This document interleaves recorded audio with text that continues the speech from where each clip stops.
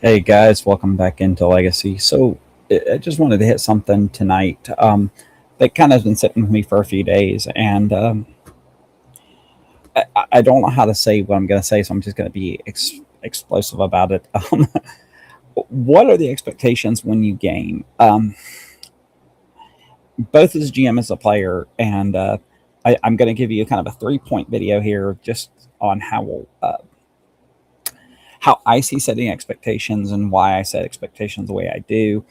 Uh, and hopefully they'll help you when you're building your own games or your own groups. Because setting expectations is important because if you don't set expectations, you get competing expectations, you get competing visions for how the game should feel, how it should play, whatever. And then the game is just kind of, it's a train wreck. Let's just be honest.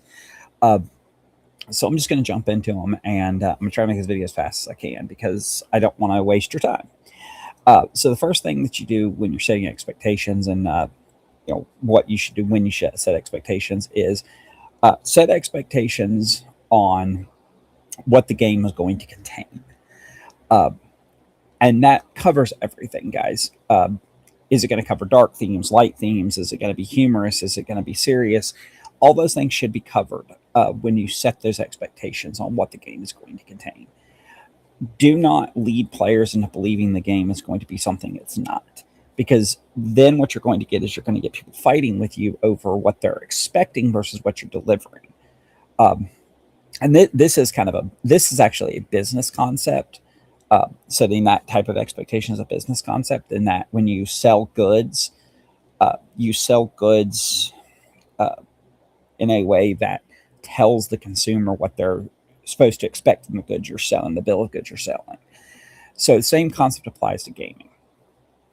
If I'm building a game, if I'm building a campaign, and I tell you that it's going to be about X and then it's about Y, then I've sold you a false bill of goods, and you have a right to be a little upset as a player, um, because then you feel like I've misled you. You feel like I'm not telling you the truth, or there's no telling what else I'm misleading you about as well. That can lead to all kinds of weird places. So sell your expectations on what you're doing very early and often. When you put up a looking for players post, if you're running online or in a local area or whatever, don't hide the football. Tell people the truth. Look, guys, this game is going to contain X, Y, Z. If you are not comfortable with X, Y, Z, then this is not the game for you. Don't hide that football, because that, like I said, what you're going to do if you do that is you're going to get a lot of competing expectations and you're going to get a lot of infighting. You're going to get a lot of people that are upset with the way the game is playing because what they're expecting is not what they're getting, because they have their own set of expectations. Which leads me into point two, and this is the players. This is for players. As a player, tell the GM what you're expecting.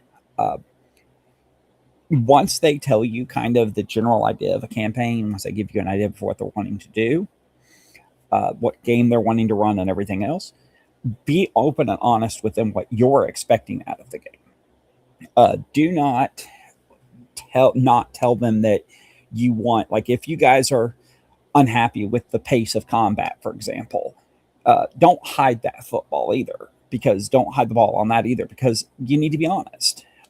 Hey, we don't feel like combat's being run very well, or it's taking too long, or whatever. Or even, hey, we don't feel like there's enough combat in this game and we were expecting a little more combat. Okay. The GM can adjust his story, and he can adjust his campaign a little bit to include maybe more combat or whatever. You know, the best example of this would be, like I said, would be, if you're playing a game that is generally combat heavy, like a D&D or even a Dragon Warriors, or Infinity Mutant Chronicles, something that's a little more combat heavy normally, but they're wanting to run an investigative game, and they've told you that, and you were okay with it at first, but then you didn't realize how investigative it was going to be. You can always go to the GM and say, hey man, I know you said it was going to be investigative, but I feel like my character's not really, I built this character to do X, Y, or Z, and it's not really getting done. I don't feel like I'm useful. And a lot of GMs will adjust their campaigns to make you feel more useful. because nobody wants a player at the table who just sits around all day playing with their dice, because that's boring. I'm actually going through that in my Alternity game. I have a player that I've had this conversation with. It's going to remain nameless. And I've told him that I do feel guilty about it, because I wrote this arc to feature a certain type of character without thinking it all the way through. And it turned out that it was written so specifically that I didn't think about the impact on a third party. And he has brought his concerns up with me, and I've been very honest with him. He's been very honest with me, and we're working towards making the campaign more approachable for everybody within the context of every scenario, where nobody feels like their character doesn't have something to do. So bring those things up to your player. Bring them up. The last thing I'm going to say, this is GM specific. Outside of setting the expectations at the beginning, guys, make sure that you are consistent in your expectations. That's the way I'm going to phrase it. If you put out an expectation, you put out something that you expect to happen in the game, don't suddenly change it randomly and drastically in the middle without informing the players. Be consistent. Be consistent in the bill of goods that you're selling. Be consistent in how you run the game. Be consistent in how you make rollings. Be consistent in all of that. Because if you're not, then again, you're going to have players that are going to be agitated. They're going to be frustrated. They're going to want to leave your game, because you're not playing, you're not running the game for them anymore. You're running it really for yourself. If you're not listening, you're not hearing, and you're not being consistent. So expectations should be consistent.